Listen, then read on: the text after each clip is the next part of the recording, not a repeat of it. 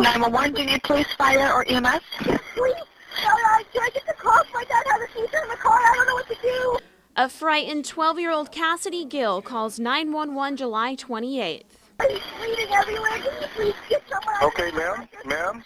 Her dad had just picked her and her 4-year-old sister up in Del Valley. They were driving on FM 535 in Cedar Creek when her dad started having a seizure.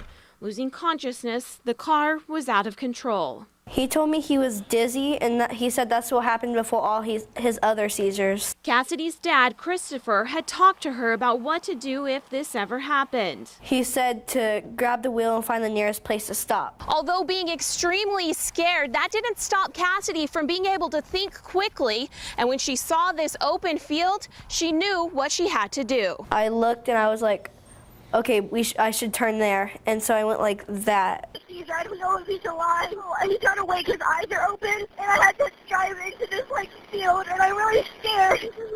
Like really hard bumps. And I was like looking back and trying to get into the phone to call 911. So I was driving, looking out for her, seeing how he was doing, and calling 911 at the same time. I was like, oh no, this is it.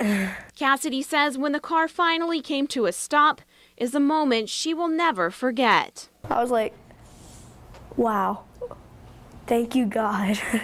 Deputy Dave Newman was one of the first to arrive, and he says seeing the tire tracks in the field is something he couldn't believe he was seeing. It looked like some kind of divine intervention because the tracks, okay, it's one thing for her to see a field and drive into it safely, but then with the inertia and the momentum of the car to continue moving towards solid structures, trees, a house, and narrowly miss all those, and to watch the tracks come to a stop right there next to the statue, it was quite amazing.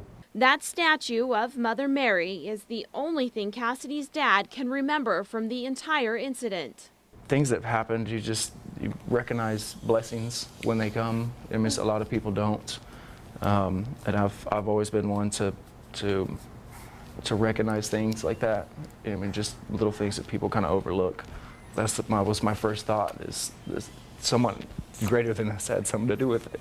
Bastrop County Sheriffs presented Cassidy with this Civilian Life-Saving Award for her brave actions. She deserves it. She deserves every bit of it. For her, she says she's just relieved, thankful, and happy her family is okay and she could help. It makes me feel like inside that I've done something right, and that like if I keep continuing, that more good things in this world will happen.